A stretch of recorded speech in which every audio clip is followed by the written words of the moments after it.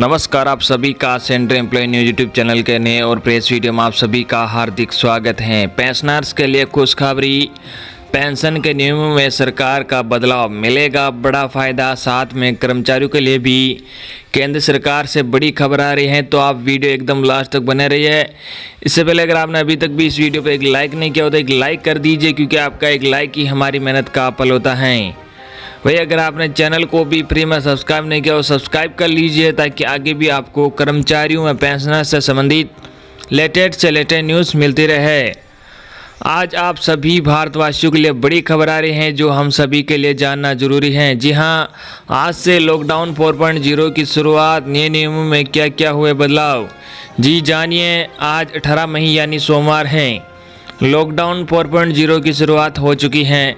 केंद्र सरकार ने देश में लॉकडाउन को 31 मई तक के लिए बढ़ा दिया है। जैसा कि प्रधानमंत्री नरेंद्र मोदी ने कहा था कि लॉकडाउन 4.0 पिछले लॉकडाउन से अलग होगा, ठीक वैसा ही हुआ है।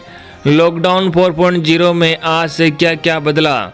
लॉकडाउन 4.0 में आर्थिक गतिविधि को बढ़ाने पर जोर दिया गया है। लॉकडाउन 4.0 में भी मेट्रो और हवाई सर्विस बंद रहेगी, लेकिन सार्वजनिक बसों के संचालन पर रोक नहीं लगाई गई है। राज्य के अंदर बस सेवा शुरू करने का अधिकार राज्यों पर छोड़ा गया है। आज से शुरू हो चुके लॉकडाउन 4.0 में क्या खुलेगा और क्या बंद रहेगा, आपको बताते हैं। लॉकडाउन 4.0 में क्या क्या बंद रहेगा। Hotel, restaurant, metro train, mall, विमान सेवाएं, स्कूल, कॉलेज, शिक्षण संस्थाएं। लॉकडाउन 4 में राज्यों का रोल बढ़ गया है, यानी कई मुख्य फैसले को लेकर राज्य को अंतिम निर्णय लेने का अधिकार दिया गया है। आपको बताते हैं कि राज्य के जिम्मे में क्या क्या अधिकार दिए गए हैं। राज्यों को किन किन फैसलों का अधिकार। बाजार दुकानें खोलने का फैसला राज्य करेंगे। बाजार दुकानें अलग अलग वक्त पर खुले, स्थानीय प्रशासन तय करेगा। इसके साथ ही राज्य में बसें चलाने का फैसला राज्य करेंगे। राज्यों के बीच बसें चलाने का फैसला राज्य आपसी सहमति से करेंगे। वही रेड, ऑरेंज, ग्रीन जोन तय करने का फैसला राज्य करेंगे। आपको बताते हैं कि आखिर लॉकडाउन 4.0 में किसके लिए क्या ऐलान है। छात्रों के लिए स्कूल कॉलेज बंद रहेंगे, कोचिंग संस्थान भी बंद रहेंगे। यात्रियों के लिए हवाई यात्रा पर रोक जारी रहेगी, मेट्रो ट्रेन नहीं चलेगी, बस चलाने का फैसला राज्य करेंगे। नौकरी पेशा के लिए ऑफिस खोलने की इजाज़त है, सामाजिक दूरी के नियम लागू करने होंगे। खिलाड़ियों के लिए स्पोर्ट्स कॉम्प्लेक्स और स्टेडियम खुलेंगे, स्टेडियम में दर्शकों को इजाज़त नहीं। व्यापारियों के लिए मोहल्ले की दुकानें खुल सकती हैं, मॉल और सिनेमा हॉल नहीं खुलेंगे, शॉपिंग कॉम्प्लेक्स नहीं खुलेंगे। लॉकडाउन 4 में कई तरह की गतिविधियों को लेकर भी गृह मंत्रालय ने निर्देश जारी कर दिए हैं। धार्मिक गतिविधियां, सभी तरह की धार्मिक सभा पर रोक रहेगी। मंदिर, मस्जिद, गुरुद्वारा और चर्च में नहीं जा सकते हैं। सामाजिक गतिविधि शर्तों के साथ शादी समारोह की इजाज़त दी गई है। शादी में 50 से ज़्यादा लोग शामिल नहीं हो सकते हैं। राजनीतिक गतिविधि, राजनीतिक कार्यक्रमों की इजाज़त नहीं दी गई है। रैली, जुलूस, धरना नहीं कर सकते। व्यापारिक गतिविधि, तय नियम से व्यापारिक गतिविधि कर सकते हैं। फैक्ट्री, दुकान में सोशल डिस्टेंसिंग का पालन होगा। सांस्कृतिक गतिविधि, सांस्कृतिक कार्यक्रम की इजाज़त नहीं है। जलसा या समारोह का आयोजन नहीं किया जा सकता है। बड़ी खबर, लॉकडाउन 4 में 3 नहीं 5 जोन लेकिन निर्धारित करेंगे राज्य। जी हां, केंद्र सरकार ने रविवार को लॉकडाउन 3 खत्म होते ही लॉकडाउन 4 घोषित कर दिया। पीएम मोदी ने इस नए रंग रूप में होने की बात कही थी। इस आधार पर इसमें जोन की संख्या में बदलाव एक नयापन है। दूसरा सबसे बड़ा बदलाव राज्यों की जिम्मेदारी तय करने को किया गया है। अभी तक केंद्र से जोन का निर्धारण होता था, लेकिन अब राज्य सरकार और स्थानीय प्रशासन जोन को निर्धारित करेंगे। जानिए कौन कौन से हैं 5 जोन। केंद्रीय स्वास्थ्य मंत्रालय के दिए गए दिशा निर्देशों और मानकों के अनुसार राज्यों को अपने यहाँ रेड, ग्रीन, ऑरेंज जोन तय करना होगा। इन्हीं 3 जोन के अंदर ही कंटेनमेंट जोन और बफर जोन तय किए जाएंगे। कंटेनमेंट जोन में केवल जरूरी गतिविधियों की ही अनुमति होगी। इन इलाकों में लॉकडाउन का सख्ती से पालन किया जाएगा और किसी भी व्यक्ति को वहां से किसी को आने जाने की अनुमति नहीं होगी। यहाँ केवल मेडिकल इमरजेंसी और जरूरी वस्तु तथा सेवाओं की डिलीवरी की अनुमति होगी। इन इलाकों में घर घर जाकर संक्रमित लोगों का पता लगाया जाएगा। अगली बड़ी खबर, 65 लाख पेंशनर्स के लिए सौगात। पेंशन को लेकर सरकार ने बैंकों को जारी किए नए नियम, यह होगा फायदा। जी हां, देश के 65 लाख से अधिक केंद्रीय पेंशनर्स के लिए अच्छी खबर है। सरकार ने इनकी पेंशन नियम के भुगतान के लिए संबंधित बैंकों को कुछ नए नियम जारी किए हैं। ये नियम पेंशन वितरण, जीवन प्रमाण पत्र, आधार आधारित सर्टिफिकेट और फैमिली पेंशन को लेकर हैं। इसमें लाखों पेंशनर्स को फायदा होगा। इस संबंध में कार्मिक मंत्रालय ने पेंशन का वितरण करने वाले बैंकों के अध्यक्ष और सीएमडी को गाइडलाइन जारी कर दी हैं। सरकार ने पेंशनर्स के लिए एक महत्वपूर्ण कदम उठाया है। ये निर्णय सरकार को प्राप्त कुछ शिकायतों के बाद लिया गया है।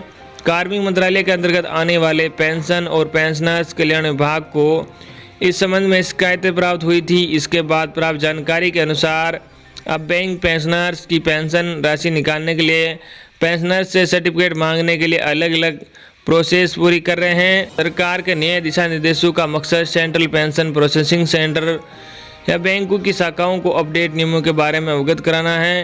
पेंशन और पेंशनर कल्याण विभाग ने जारी ताज़ा आदेश में कहा कि अब नए नियमों के बाद से पेंशनर्स के आवेदनों को बैंक और अन्य प्रक्रिया के तहत आसानी होगी। मोटे तौर पर समझे तो पेंशन वितरण के नियमों को एकीकृत कर दिया गया है। इससे जटिलताएं कम होगी एवं कार्य सुगम होगा। विभाग ने यह भी कहा है कि पेंशन जारी करने वाले बैंक मौजूदा समय में पेंशन जारी करने या पेंशनर या उनके परिवार से एक निश्चित अंतराल पर सर्टिफिकेट लेने के लिए अलग अलग प्रक्रियाओं का पालन कर रहे हैं।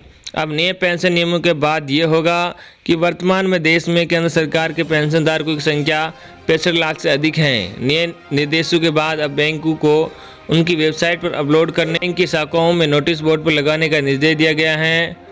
पेंशन वितरण करने वाले बैंक आधार पर आधारित डिजिटल लाइफ सर्टिफिकेट जीवन प्रमाण को एक्सेप्ट करेंगे। इसके अलावा नए नियमों के मुताबिक 80 वर्ष या उससे अधिक उम्र वाले पेंशनर प्रति वर्ष अक्टूबर के महीने में भी जीवन प्रमाण पत्र जमा करा सकते हैं।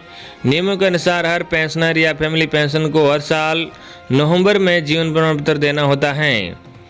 अगली बड़ी खबर आने वाली है। जेब में पेंशन, लाखों पेंशनर्स को मई से मिलेगा सरकार के बदले पेंशन नियम का फायदा। जी हाँ, ईपीएस पेंशनर्स के लिए अच्छी खबर है। उनके लिए ज़्यादा पेंशन मिलने का रास्ता साफ हो गया। सरकार ने रिटायरमेंट के 15 साल बाद पूरी पेंशन का प्रावधान फिर से शुरू कर दिया है। अंग्रेजी के बिजनेस अखबार इकोनॉमिक टाइम्स में छपी खबर के बाद इसके तहत इस महीने से पेंशन मिलने लगेगी। आपको बता दें कि इस नियम को 2009 में वापस ले लिया गया था। ये ऑप्शन चुनने वालों को पूरी पेंशन कुछ समय बाद बहाल की जाती है। इस मामले में ये अवधि 15 साल की है। सरकार ने पूरी पेंशन बहाल करने का नोटिफिकेशन फरवरी में जारी किया था। इस कदम से हर महीने 63 लाख से ज़्यादा पेंशनभोगियों को फायदा होगा। क्या है ये नियम? कर्मचारी पेंशन स्कीम ईपीएस के नियमों के अनुसार 26 सितंबर 2008 के पहले रिटायर्ड हुए ईपीएफओ मेंबर अपनी पेंशन का अधिकतम 1/3 एक मुश्त यानी कम्यूटेटेड पेंशन के तौर पर पा सकते हैं। बाकी की 2/3 पेंशन उन्हें जिंदगी भर मासिक पेंशन के तौर पर मिलती हैं। ये कदम खासतौर से उन ईपीएफओ पेंशनर्स के लिए फ़ायदेमंद साबित होगा जो 26 सितंबर 2008 से पहले रिटायर्ड हुए हैं और पेंशन की आंशिक निकासी का विकल्प चुना है। कम्यूटेटेड पेंशन का विकल्प चुनने की तारीख 15 साल बाद उन्हें पूरी पेंशन का फ़ायदा दोबारा मिलने लगेगा। क्या होता है कम्यूटेशन? पीएफ खाताधारक अपने रिटायरमेंट के बाद पेंशन की जो रकम प्रति महीने पाने के हकदार हैं उसमें से एक निश्चित राशि अगर एडवांस में एक मुश्त निकालते हैं तो उसे पेंशन का कम्यूटेशन कहते हैं। 26 सितंबर 2008 से पहले ये नियम था कि पीएफ खाताधारक रिटायरमेंट के बाद अपने 100 महीने की पेंशन 1/3 हिस्सा एक मुश्त एडवांस में निकाल सकते थे। 15 साल के बाद पूरी पेंशन की बहाली का प्रावधान था। क्या है अग्रिम पेंशन की सुविधा? इस सुविधा के तहत पेंशन धारकों को अग्रिम में पेंशन का एक हिस्सा एक मुश्त दे दिया जाता है। उसके बाद अगले 15 साल के लिए उसकी मासिक पेंशन में 1/3 की कटौती की जाती है। 15 साल बाद पेंशनभोगी पूरी पेंशन लेने के लिए पात्र होते हैं। पूरी मासिक पेंशन को बहाल करने के प्रस्ताव को ईपीएफओ के सेंट्रल बोर्ड ऑफ ट्रस्टी ने 21 अगस्त 2019 को हरी झंडी दी थी। नए बदलाव से यह सुविधा और भी आकर्षक हो जाएगी। अगली बड़ी खबर, लॉकडाउन के बाद भी सरकारी कर्मचारियों को करना पड़ेगा घर से काम। जी हां, केंद्र सरकार के कर्मचारियों को निकट भविष्य में अलग अलग कामकाजी घंटों में काम करना पड़ सकता है। ऐसा ही संभव है कि कर्मचारियों की उपस्थिति भी कम कर रहे हैं। इसे देखते हुए कार्मिक प्रशिक्षण विभाग ने लॉकडाउन खत्म होने के बाद कर्मचारियों के लिए घर से काम करने के संबंध में एक मसौदे की रूपरेखा तैयार किए हैं। इसमें कहा गया है कि कार्मिक प्रशिक्षण विभाग अधिकारियों और कर्मचारियों की नीतिगत रूप से एक साल में 15 दिन के लिए घर से काम करने का विकल्प मुहैया करा सकता है। अभी केंद्र सरकार के 48 लाख कर्मचारी हैं। केंद्र सरकार के सभी विभागों को भेजी विज्ञप्ति में कार्मिक मंत्रालय ने कहा कि कोविड-19 वैश्विक महामारी ने सामाजिक दूरी बनाए रखने के लिए कई मंत्रालयों के लिए घर से काम करना अनिवार्य कर दिया है।